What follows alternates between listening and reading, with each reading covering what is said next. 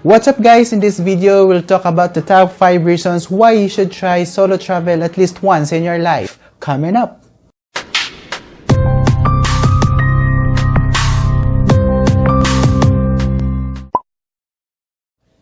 Hi guys, welcome back to my channel, and if you're new here, this channel is all about travel videos and vlogs.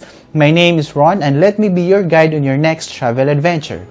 And consider subscribing and click that notification bell so that you'll be notified on our latest uploads. So, ang daming nagtatanong sa akin kung bakit daw ako nagta-travel mag-isa or solo traveling kung tawagin. Ibang nagtatanong kung malungkot daw ba buhay ko, wala daw ba akong mga kaibigan, or heartbroken daw ba ako. Well, anyway, may mga kanya-kanya tayong reason kung bakit tayo nagde-decide to go on solo travel. So in this video, I'll be revealing my top 5 reasons why I do on solo travel most of the time. Again, this is based on my personal experience and may or may not applicable to you. Pero malay mo, magkakapareho naman tayo ng mga pinagdadaanan. Just a little background, I did my first ever solo travel way back in 2014 on my birthday in Ilocos, and hanggang sa nasundan at nang napadalas. I've been to Baguio, Baler, Quezon Province, and a lot more.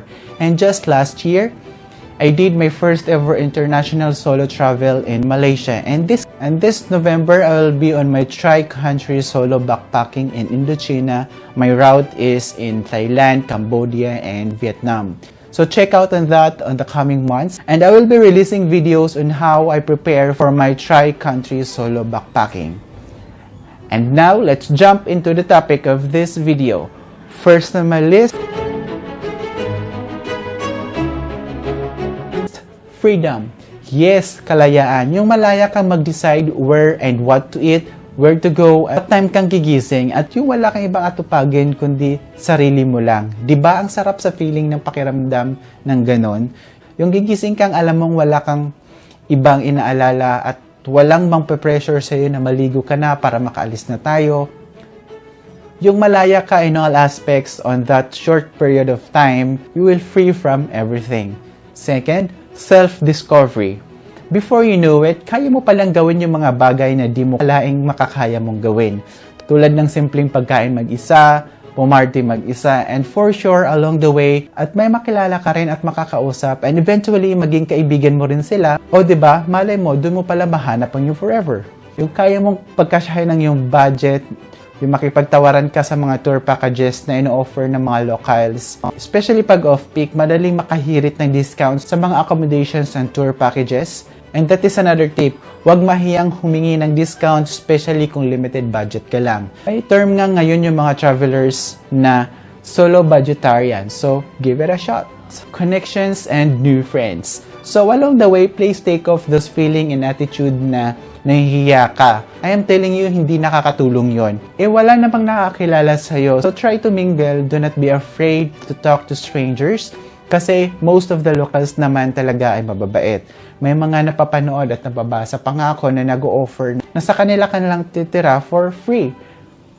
So medyo awkward at first, but once masanay ka na, okay na yon, at least makasave ka pa, di ba?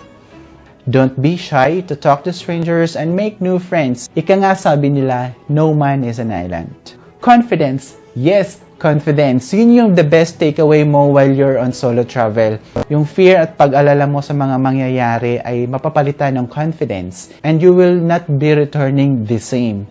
You will be brave enough to conquer those doubts, and for sure, ulit-ulitin mo na ang pagsusolo travel.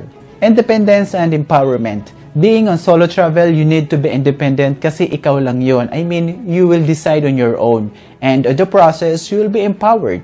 And yung mga decisions and strategies na ginawa mo while you're on solo travel, pagbalik mo sa real world, madadala mo yon and ma-apply mo siya on your day-to-day life. And of course, main goal here is you will be refreshed and recharged to take on the reality of life and face it with confidence.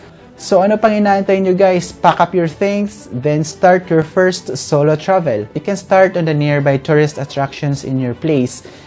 In Metro Manila, there are a lot of neighbor provinces where you can go to, such as in Laguna, Quezon Province, even in Batangas. Maraming magagandang lugar where you can start your solo travel. And over the north, you can go to Pampanga, Zambales, Pangasinan, or as far as in Benguet.